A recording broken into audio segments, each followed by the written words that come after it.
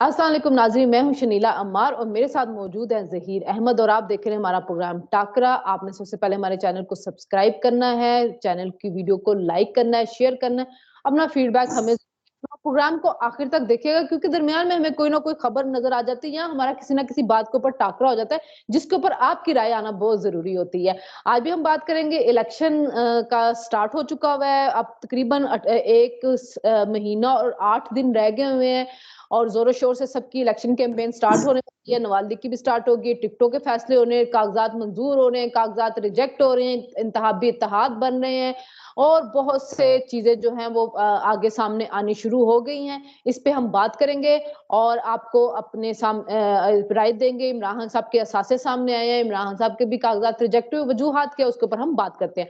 अस्सलाम वालेकुम ज़हीर, कैसे हैं आप? जी वालेकुम सलाम, बिल्कुल ठीक ठाक। ज़हीर, जो कागजात की एक बुछाड़ और एक बड़ी तादाद में रिजेक्शंस हो रही है और बहुत ज्यादा ही रिजेक्शन हो रही है कि अच्छा उसमें नवाज लीग के भी है, पीपी के, लेकिन पीटीआई के तो कमाल ही हो रहे हैं। तो क्या कहेंगे आप इनको? पहले मुझे आप मेरे सवाल का जवाब दें, आप हंस क्यों रही हैं? 2 दफा हंसी हैं और आपकी बड़ी जुमैनी किस्म की हंसी थी। नहीं, मैंने मैंने तो सिर्फ आपको कहा कि ये एक रिकॉर्ड कायम जो हो रहा है रिजेक्शन का, तो क्या वजूहत है इसकी, मैं इसलिए आपसे पूछ रही। रिकॉर्ड कायम हो रहा है, देखिए नहीं, पाकिस्तान में अच्छी बात है, रिकॉर्ड भी बनते हैं।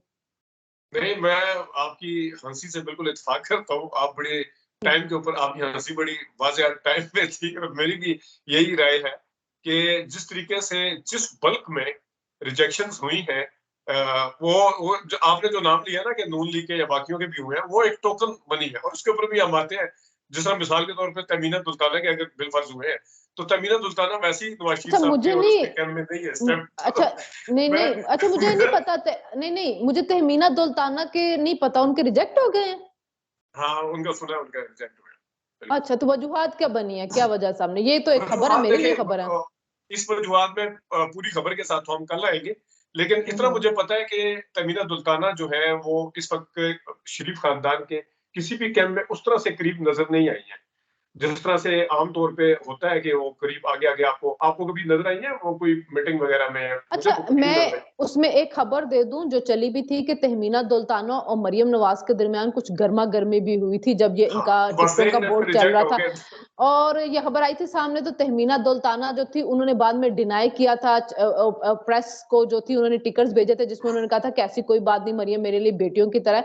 लेकिन हुआ ये था कि वहां पे जैसे हिना भट्ट और सानिया आशिक जैसे लोग सामने आए थे तो तहमीना दुल्ताना ने उसके ऊपर एतराज किया था। तो मरियम नवाज ने उनसे पूछा था कि आप बताइए आपने अपने हल्के में क्या काम किया। तो उन्होंने कहा था अब मैं इस उम्र के ऊपर बुढ़ापे में क्या काम करती नजर आऊंगी। तो बहरहाल फिर उनके बस रिजेक्ट देख हो ले गए, फिर ठीक है। देख ले कि अब आपके सामने है कि अगर नून लीग के तो रिजेक्ट भी हुए बहरहाल हैं तो वो वाले हुए हैं देखो, जिसको शरीफ खानदान नहीं चाहता। तो ये नहीं भाई, वो अच्छा, अभी वैसे मैं एक टिकट, वो मिसाल तो टिकट एक पे भी है। हाँ जी। हाँ, वैसे मैं एक चीज आपको बताऊं कि आप बड़ी हैरानकुन बात ये है कि जिस तरह शुएब शाहीन है, शुएब शाहीन के टीवी के ऊपर आने पे पाबंदी है और आपको पता है कि पाबंदियां कौन लगाता है। और ये भी देख लें कि बाबर अवान की और उमर अयूब की जो शोहरत है वो किस किस्म की है। मैं अगेन कहता हूं कि वो किस किस्म की है, उनके डांडे जो है वो कहाँ पे मिलते हैं ये सबको पता है। और बाबर अवान का रास्ता साफ करने के लिए भी शुएब शाहीन को हो सकता है क्योंकि बाबर अवान के सरप्राइजिंगली एक्सेप्ट हो गए। अब मजे की बात है कि इमरान खान बाबर बाबर अवान को टिकट नहीं देना चाहते, ठीक है, ठीक है। अच्छा, और चलो उमर वैसे ये अयूब तो समझ नहीं ठीक आ है, रही। दोनों नहीं, पीटीआई के अंदर भी ग्रुप बना हुआ है कि एक ग्रुप जो उसको सामने लाया जा रहा है, एक ग्रुप के रिजेक्ट किए जा रहे हैं, ये भी अजीब बात है। हाँ, अच्छा, मजे की बात ये है कि शफकत महमूद के भी कागजात मंजूर हो गए हैं और वहां से कामरान जो थे, जो लॉयर है, क्या नाम है उनका, कामरान सलमान नहीं, अकरम राजा। सलमान अकरम राजा, उनके कागजात भी मंजूर हो गए। अच्छा, इब्रारुल हक के भी मंजूर हो गए हैं नहीं, और लेकिन उस्मान अबरारुल बुजदार हक के तो भी हो आजाद गए हैं। हैसियत से लड़ रहे हैं। अबरारुल उस्मान ब... अबरारुल हक नहीं आजाद नहीं, हैसियत से लड़ रहे हैं। आपने आपने कहा था कि पीटीआई ने कहा है कि जो लोग, जिन लोगों ने मजबूरी के तहत कागजात प्रेस कॉन्फ्रेंस किया नहीं, उनको हम नहीं वापस की लेने के ना, लिए उन्होंने तैयार हैं। मीडिया टॉक्स नहीं की दोबारा। उन्होंने दोबारा माफी की मीडिया टॉक नहीं की ना, वो आजाद हैसियत से गालिबन इस दफा वो नौरावाल से नहीं लड़ रहे, वो फैसलाबाद से लड़ रहे हैं। नहीं नहीं, आपने खबर दी थी कि पीटीआई वालों ने कहा है कि जिन्होंने मजबूरी के तहत प्रेस टॉक की थी हम उनको वापस ले लेंगे, टिकट्स देंगे। तो हाँ, उस्मान वो बुजदार, ये अच्छा, बात ठीक है। हाँ, ये उस्मान बात बुजदार ठीक के है। कागजात भी मंजूर हो गए, उस्मान बुज़दार साहब जो हैं वो आजादी लड़ रहे हैं क्या वसीम अकरम प्लस में? देखिए अगेन वहाँ के उस्मान बुज़दार और बाबर नुमान जो है ना, इनके अगर मंजूर हो भी जाए तो ये इमरान खान को फायदा पहुंचाने की बजाय नुकसान ही पहुंचाएंगे। नहीं, लेकिन इमरान खान ने ना उस्मान बुज़दार के ऊपर कहा था, जब उन्होंने प्रेस टॉस कहा कि उसने कहा उसने मजबूरी के तहत किया, वरना वो मेरा बड़ा वफादार बंदा, मैं दोबारा भी वजीर आला उसी को बनाऊंगा। तो ये तो अच्छी खबर नहीं होगी अगर उस्मान नहीं, बुज़दार के मंजूर हो गया। लेकिन ये तो फिर हैरानकुन बात होगी ना। अब ये देखें कि अगर इमरान खान साहब उस्मान बुज़दार को टिकट दे देते हैं, तो जितना भी टफ टाइम गुजरा है उसमें उस्मान बुज़दार कहीं नजर नहीं आए। पीटीआई की लीडरशिप जो है वो इसके ऊपर बात भी करती रही, मीडिया के ऊपर भी बात होती रही कि इमरान खान के वसीम अकरम प्लस तो लेकिन कहीं वो पे भी इमरान नजर खान के नहीं आए। दिल के बड़े करीब है। चले वो तो अब देखते हैं कि दिल के कितने करीब है, लेकिन ये मेरे लिए खबर होगी अगर दोबारा उन्हें दे देते हैं टिकट। अच्छा, अच्छा तो वैसे लेकिन उन्होंने कागजात जो जमा करवाए हैं उनके मंजूर हो गए हैं, तो क्या ये कोई मतलब अब मेरे ख्याल में हमें अब इस पे थोड़ी सी ना करनी होगी रिसर्च और इन्वेस्टिगेशन और नहीं, रिपोर्टर वहां से पे और बात लोगों ने भी जमा कि करवाए हैं। वहां वहां पे और लोगों ने भी जमा करवाए हैं। अब मैं इसलिए कह रहा हूँ ना कि मेरे लिए खबर होगी कि वहां पे अगर कोई ऐसा जयला या ऐसा बंदा है जो कि वहां पे इमरान खान के साथ खड़ा रहा या जिसने मुश्किलातें झेली हैं, उसको छोड़ के अगर इधर दे दिए जाते हैं। हाँ, मैं कह रहा हूँ देखना, जो भी इमरान खान जिसको लिफ्ट करवा रहे हैं नहीं करवा रहे हैं, उनकी टीम करवा रही है, ये एक बात है। अब कई जगह पे ऐसे लोगों ने, जिस तरह शफकत महमूद का आपने नाम लिया है, और भी कई ऐसे नाम है, जिस तरह मैंने बाबर रहमान का मेंशन किया है, कि जो जिनको खुशफहमी है कि हम पीटीआई के टिकट हमें मिल जाएगा, ये लड़ेंगे या लड़ना चाहते हैं, लेकिन वो इमरान खान के किसी भी वजह से उस तरह से करीब नहीं है, वो पीछे रहे, उन्होंने कोई उस तरह से साथ नहीं दिया या उन्होंने कोई दो नंबरी करने की कोशिश की उनकी नजर में। तो ये तो है। तो कागजात नामजदगी जमा सारों ने करवाए हैं, टिकट किस किस को मिलता है, इमरान खान साहब किस किस को देते हैं, ये अब अच्छा, देखना होगा। अब इसमें देखें एक तो नंबर्स जो होते हैं ना, 2448 कुछ लोगों ने पीटीआई की तरफ से कागजात नामजदगी जमा करवाए हैं, जिनमें से 300 के करीब लोग जो उनके रिजेक्ट हुए हैं। तो टोटल आपको 800 के करीब उम्मीदवार चाहिए, तो वो जाहिर है उनमें से निकल ही आएंगे वो 800 के करीब उम्मीदवार। तो अब टिकट इमरान खान किसको देते हैं वो देखेंगे। जाहिर है जिससे मुराद सईद का रिजेक्ट हुआ है, हमाद अजहर के रिजेक्ट हुए हैं, जरताज गुल के हुए, इनको तो इमरान खान ने टिकट देनी ही देनी थी। अली मोहम्मद खान हो गए, अमीन गंडापुर हो गए। अब उसके अलावा आगे फिर उस एरिया के अंदर जो वकील आते हैं सामने, तो शायद फिर इमरान खान उनको देंगे।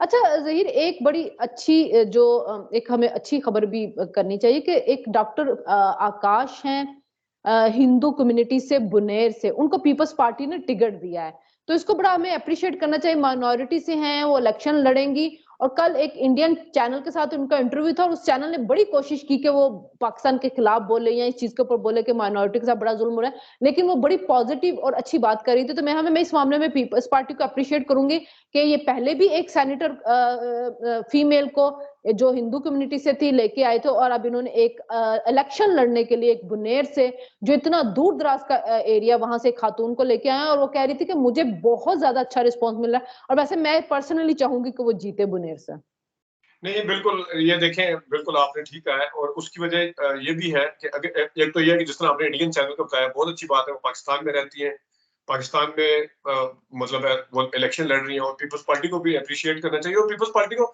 ना सिर्फ इस चीज पे अप्रिशिएट करना चाहिए, बल्कि as compare to Noon league और पीपल्स अपना पीटीआई, जो इनका कल्चर है ना, खासतौर पे खवातीन को लेके, खासतौर पे बिलावल या बख्तावर रिएक्शन भी देते हैं। वो नुसरत सहर अब्बासी वाला आपको याद होगा, इशू हुआ था उसके असेंबली के अंदर, इनके किसी बंदे ने बदतमीजी की थी, एक और भी हुआ था मुझे याद नहीं है, लेकिन इन्होंने बाकायदा तौर पे रिएक्शन दिया था। और अभी भी एक बहुत ही मशहूर जो जिनकी अभी कोई पार्टी नहीं है, वो जरदारी साहब को पिछले दिनों में मिले और पार्टी के अंदर से रिएक्शन आया कि ये कभी बूट लेके आ जाते हैं, कभी क्या लेके आ जाते हैं। तो ये मेरे ख्याल में एक अच्छी चीज है। और इस मतलब है, अगर उन्होंने सिंध से हट के टिकट इस तरफ भी दिया और वो अवाम के अंदर मतलब है आके वो लड़ेंगे, तो मेरे ख्याल में बहुत इसको अप्रिशिएट करना चाहिए। उसको और इससे हमारी और अकलीती बरादरी हाँ के हवाले से भी अच्छा मैसेज आएगा कि पाकिस्तान के अंदर हाँ, हुकूक सलब और किए वो भी जाते हैं वगैरह वगैरह, तो ये हाँ पूरा नहीं करना चाहिए। माइनॉरिटी से, फीमेल से। अच्छा इसी को लेके एक और पीपल्स पार्टी की बात करते हैं। पीछे तो मौलाना फजल रहमान के बेटे के वलीमे के ऊपर एक वीडियो लीक हुई। वीडियो लीक नहीं, मतलब रिकॉर्ड होगी वीडियो, जो थी सादिक संजरानी साहब के साथ। उन्होंने कहा फैज चला गया, अब क्या करोगे? तो उसने कहा अब आप है ना।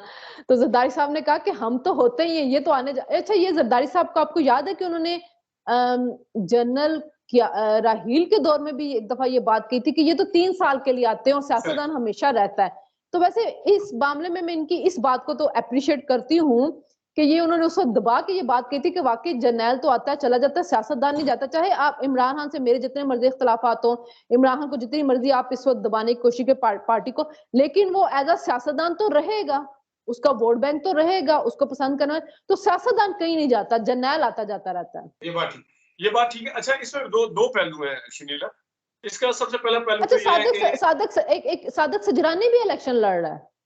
अच्छा, तो वो उसका खत्म होने वाला होगा ना, उसका टेन्योर 5 साल पूरे हो गए हैं ना मेरे ख्याल में। हाँ, तो वो अब बलोचिस्तान से लड़ रहे हैं, एनए की सीट भी लड़ रहे हैं और पीपी की भी लड़ रहे हैं। हाँ, तो अच्छा, मजे की बात ये है कि आसिफ जरदारी साहब की बात के 2 पहलू हैं। एक जनरल फैज वाला है, उस पर मैं बाद में आता हूँ। लेकिन जो आसिफ जरदारी साहब ने बात किया, उनको ये सोचना चाहिए था कि यही वाले सादिक संजरानी साहब थे और यही वाले इनके साथ जो कदूस बजंजो साहब थे, जिनके पीछे सारे एस्टेब्लिशमेंट वगैरह थी, और जरदारी साहब कदूस बजंजो को अपना बगल बच्चा कहते थे। और इसके साथ ही उन्होंने सादिक बनाया संजरानी था भरपूर तरीके से यहाँ पे भी सपोर्ट किया था उनको चेयरमैन सेनेट बनने में। तो ये सोचना चाहिए कि जिस आप उनके ऊपर तो इल्जाम लगा रहे हैं, लेकिन फिर आप भी तो जवाब देना कि आप किसके कहने के ऊपर ये सारा कुछ कर रहे हैं। तो एक पहलू तो इसका ये है। दूसरा पहलू शनीला ये है कि देखिए, कोई भी आता है, जिस तरह अब हमारे जितने आर्मी चीफ जो साबिक हो गए हैं, उनमें कई ऐसे हैं जिन्होंने अपने काम से काम रखा है, कई ऐसे हैं जिन्होंने ओवर स्टेपिंग की या जिन्होंने अपनी हदूदें फैलांगी हैं, जिनमें से जनरल फैज भी एक है। लेकिन अगेन कल एक मजहर अब्बास साहब बड़ी अच्छी बात कर रहे थे, वो ये कि ये मजहर अब्बास थे या मालिक थे, कोई एक था इन दोनों में से, कहते हैं ये ओहदा होता है। ये जो कुछ वो जो जरदारी साहब कह रहे हैं, उनको सोचना चाहिए ये वो ओहदा था एक, जिस ओहदे के पीछे सादिक संजानी साहब थे, वो ओहदा किसी और के पास है। हाँ, लेकिन वहां पे फिर ये बात शख्सियत जरूर मैटर करती है कि वो उस ओहदे को किस तरह इस्तेमाल करता है। जनरल फैज ने किस तरह किया, अशफाक परवेज कियानी भी आईएसआई कह रहे थे, उन्होंने कैसे किया, उससे पहले वालों ने कैसे किया, ये एक सवाल है। लेकिन कहीं ना कहीं इनकी मुदाखलत जो होती है ना, वो सियासत के अंदर रहती है, ये बिल्कुल भी सियासत से आउट को। हाँ मालिक हाँ साहब के कहने का असल मकसद यही था कि वो हाँ उस जी, ओहदे से नहीं, उस शख्सियत से नहीं करवाएंगे, वो ओहदा किसी और के पास होगा, वो कर लेगा। अच्छा, अब इमरान खान के जो कागजात रिजेक्ट हुए हैं, उसकी बुनियाद तो वही है, उन्होंने कहा कि नाअहल हैं, अभी तक उनके साथ मुअत्तल नहीं। लेकिन इमरान खान के असासों में जो इतना ज्यादा इजाफा हुआ है, जबकि इमरान खान जब वजीर आजम थे वो कहते थे कि जी जितनी वजीर आजम की तनख्वाह मिलते मेरा तो गुजारा नहीं होता, तो 3 करोड़ से 27 करोड़ पे कैसे पहुंच गए? नहीं, ये तो अब उसको ये वो तोशा, देखना पड़ेगा कि ये तोशा खाने वाली तहाइफ है ना, क्योंकि उन तहाइफ को ही बेच के इन्होंने जाहिर तो किया था कि मैंने ये बेचे हैं, मेरे अकाउंट के अंदर आए हैं। तो ये फिर इसका मतलब है कि वो बेचने वाला ये साबित तो हो गया, अब इनके अकाउंट के अंदर जो असासे बड़े हैं तो नहीं। अच्छा, उसमें भी एक बात है, जिस तरह तोशा खाना के हवाले से थोड़ा सा क्लियर कर ले। हम ये समझते हैं कि शायद तोशा खाना पे उन्होंने घड़ी महंगी बेची थी, या जो भी चीज महंगी बेची थी वो है, ये हुआ उनको। लेकिन जो सजा हुई है वो कंसीलमेंट पे हुई है कि आपने ये असासे जो थे वो जाहिर क्यों नहीं किए थे। वो इस जाहिर वजह नहीं से किए नहीं थे, हुई इस कि पे घड़ी है। कितनी महंगी हाँ, बेची है। वो देखें, नहीं नहीं, वो वो उस एक पे नहीं वजीर हुए। आजम का हाँ, इख्तियार है। हाँ, वो वजीर मैं आजम का पहले या मैं जो भी काबीना देखें। का मेंबर है, उसकी जो भी परसेंटेज हाँ, है वो उसको पे करेगा और वो देगा, अनलेस कि उसके अंदर कोई वो वाली चीजें ना हो जो कि आप नहीं ले सकते, जैसे मिसाल के तौर पे गाड़ियां। लेकिन वो एक उनका जेन्युइन वो है। लेकिन यहाँ पे कंसीलमेंट का था, थोड़ा सा ये दुरुस्तगी के मैं लिए मैं नहीं बताता नहीं, ये बात तो मैं पहले दिन से कह रही हूँ कि इमरान खान साहब को टैक्स छुपाने के ऊपर और ये जो उन्होंने चीजें बेची थी वो छुपाने के ऊपर उनको सजा हुई है, उनको सजा बेचने पे नहीं हुई। दूसरी बात ये थी कि इमरान खान साहब लेकिन ने मीडिया ट्रायल उनका सारा मरियम औरंगजेब ने और नून लीग ने चलाया बेचने पे था। वो और उसको बेचने वो 10 बेटा वो वो वली अहद ने जो घड़ी दी थी ना उनको, जिसकी अभी कीमत वो कह रहे हैं कि 3 अरब कुछ है, जो इमरान खान ने 18 करोड़ में शायद वो जो दुबई वाला था उसको बेची है।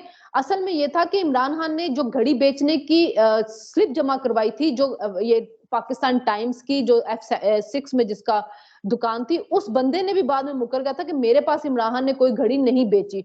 और उसके भी बैंक रिटर्न्स के अंदर हाँ कहीं पे ये जाहिर नहीं हुआ था कि उसके पास इतने पैसे थे। दूसरा, इमरान खान साहब ने किया ये था कि पहले घड़ी बेची है, फिर उसका 50% जमा करवाया था, और सब कुछ कैश के अंदर हुआ है।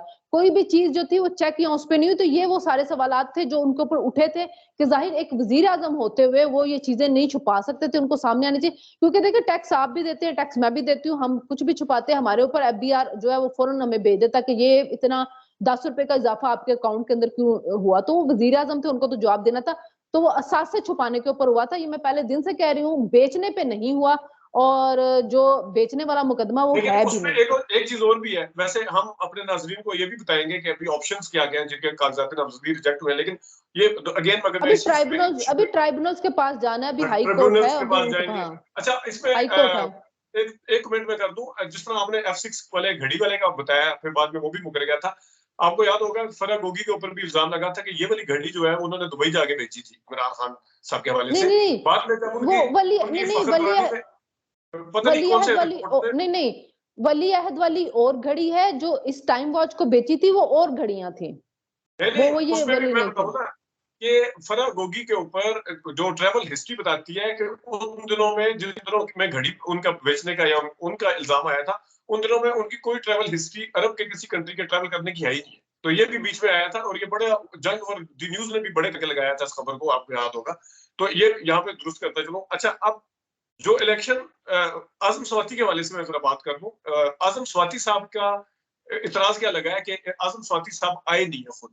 अच्छा, ये सबसे मजे की बात है, जो इस वक्त निगरान वजीर भी हैं और साबिक सेक्रेटरी इलेक्शन कमीशन भी हैं, कुंवर दिलशाद, मैं उनको कल सुन रहा था। उन्होंने कहा ये तो बिल्कुल ही बहुत ही भोंडा किस्म का है कि एक बंदा आया नहीं है, अनलेस आप किसी को फिक्स न कर दे कि इसका आना बहुत जरूरी है, तो उस वक्त तक इस तरह की कदगन नहीं लगाई जा सकती। और ये कौन कह रहा है, जो तो इंतहाई इमरान हाँ, खान के खिलाफ बनता है, इलेक्शन चीफ तो इलेक्शन कमीशन ये अभी, हाँ सेक्रेटरी। और अभी ट्राइब्यूनल में जाना है केस, और ट्राइब्यूनल में जब जाएगा तो वहां पे फिर बहुत से लोगों के, मुझे लगता है कि मंजूर हो जाएंगे ट्राइब्यूनल्स के अंदर। और ये प्रैक्टिस हमने पिछले साल भी देखी थी, फिर उसके बाद ट्राइब्यूनल जाए, फिर उसके बाद हाई कोर्ट है, सुप्रीम कोर्ट, अभी टाइम है उनके पास कि वो जाके करें। और अभी तक तो टिकटें भी नहीं मिली ना, अभी तो टिकटें, आखिर पहली बात, एक हाँ। चीज और मैं ऐड अभी कर दूं, अभी ये है कि इमरान खान निशान भी साहब। मिलना है, निशान भी मिलना है, पार्टी को भी का भी दोबारा फैसला होना है, तब तक इनके भी ट्राइब्यूनल से फैसले हो जाएंगे। और मेरा ख्याल में दो किस्म के हैं। एक, किसी ने कोई चीज छुपाई है, कोई असासा छुपाया है। जिस तरह कल मैंने पंजोता साहब से बात की, मैंने कहा आप पे क्या एतराज लगा है, तो उन्होंने मुझे बताया कि यार दो जो गाड़ियां मैंने 2022 में बेची थी, वो उस इलेक्शन जो एक होता है ना माली साल शुरू होने से पहले वो बेच दी थी। तो कहते हैं जी वो इस साल जब मैंने बेच चुका हूँ, उस वो क्यों शो नहीं की गई, कहते हैं उसका असासा या जो भी था ना। एक ये इस तरह का लगा। अच्छा, अभी इसमें दो तरह के हैं, एक वो है जो कंसीलमेंट का है, एक वो है जिनके 9 मई के हवाले से पर्चे हैं, एक वो है जिनके ऊपर खामखा पर्चे बने हुए हैं, पता नहीं अजीब से। तो मेरे ख्याल में तो वो खाम खा वाले जिस निकल तरीके से, जाएंगे, खाम खा वाले जो है हाँ, ना जिस वो तरीके से क्लियर हो के जाएंगे। अंदर रिजेक्शन हुई हम्म। है उतनी फाइनल नहीं होगी, तो कहीं ना कहीं नजर आएगा। अच्छा, एक मैं क्योंकि आज शेख रशीद ने प्रेस टॉक भी किया, शेख रशीद के हवाले से मैं आपको एक चीज बताऊं। आदिल अब्बासी साहब का शो है, मतलब पर्चा आउट करने तो पहले, जो कि गालिबन कल या परसों चलना है वो, क्योंकि मेरे ख्याल में आउट ऑफ कंट्री जा रहे थे तो उन्होंने रिकॉर्डिंग की थी। वो हमारे प्रोग्राम में आए हुए थे। आपको पता है आदिल अब्बासी साहब भी इमरान खान के ठीक ठाक क्रिटिक है, और आदिल अब्बासी साहब मतलब शो जिसका करते हैं। तो उन्होंने जाके कहा, उन्होंने मुझे जो बताया, कहते जी मैं जो पिंडी में शो करके आया हूँ उसमें 70 और 30% का रेशियो है, शेख रशीद के हक में 70% लोग हैं आज जो, और दूसरे में 30% है।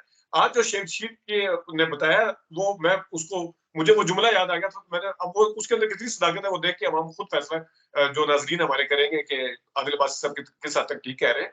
लेकिन ये मैं जरा शेख रशीद के हवाले से भी, क्योंकि आज का अच्छा, टॉपिक तो शेर रशीद के दो हल्के हैं, एक और हल्का था शायद NA56 है मेरे ख्याल, नहीं नहीं नहीं, NA56। उनके उनके थे 3 हल्के वैसे, 55, 56 और 57। लेकिन उन्होंने कल जो टॉक की थी ना, वो बाद में उनका रात को रिजेक्ट हो गया। कल उन्होंने फाइनली ये कहा था कि मैं 56 से मैं लड़ूंगा और 57 से लड़ेगा शेख राशिद शकील, ये उन्होंने कल कहा था। पर बाद में शाम को उनके रिजेक्ट मेरे हो ख्याल गए में थे। उन्होंने ये कहा था कि मैं कोई कैंपेन नहीं चलाऊंगा, और कैंपेन में चलाऊंगा, मैं जलसा कोई नहीं करूंगा, मैं जलसा करूंगा सिर्फ इलेक्शन खत्म, इलेक्शन से 2 दिन पहले, यानी जो आखिरी जलसा होगा वो मैंने पहला जलसा। मैंने मैंने एक सर्वे देखा था NA56 का, तो उसमें शेर रशीद के कम थे, इमरान खान के उससे ज्यादा थे। और इमरान नहीं, खान जो है एक और सवाल है वो अब, उसमें, एक और सवाल है कि अब कल जो कह रहे थे ना, कल कल और मैं किसी इमरान आपकी खान कह लोग रहे, इमरान खान की पार्टी के लोग कह रहे थे कि हम शेर रशीद को टिकट नहीं देंगे, हमारा वहां पे अपना बंदा खड़ा होगा। नहीं, वो बिल्कुल मैं उसी पे आ रहा हूँ। यहाँ से पीटीआई वालों ने, जिसमें हम पहले बात कर चुके हैं ना कि फाइनल फैसला करना है इमरान खान ने या उनकी टीम ने, लेकिन यहाँ से भी पीटीआई के बंदों ने टिकट जमा करवाए हुए हैं। ये तो सारे जमा करवाते हैं ना, जब टिकट वो कागजात नामजदगी होती है सब जमा करवा रहे थे। एक ही पार्टी के अंदर से 3-3 लोग जमा। अब जिस तरह नून लेकिन लीग का इनकी देख ले, यहाँ पे तारिक इनकी फजल कोर, चौधरी के हाँ, हल्के में भी गर्देशी ने करवाए हुए हैं, और ये जो दूसरे 46 है उसमें भी नून लीग के अच्छा, 3 उम्मीदवारों ने करवाए हैं। जी, वो जो है ना अंजुम वकील, मेरे ख्याल में जो खबरें आ रही हैं जराए से, अंजुम वकील को टिकट नहीं मिल रहा है। हाँ, मेरा भी ये है कि या तो मलिक नूर साहब है वहाँ पे, और या फिर दूसरे जो है वो ज़ीशान नकवी साहब है। इस ज़ीशान नकवी को, नकवी सबसे तगड़े ज़ीशान उमेर नक वाले। हाँ, ज़ीशान नकवी को मिल रहा है, एक किसी शानी को मिल रहा है और एक मिल रहा है इसको तारिक फजल चौधरी को।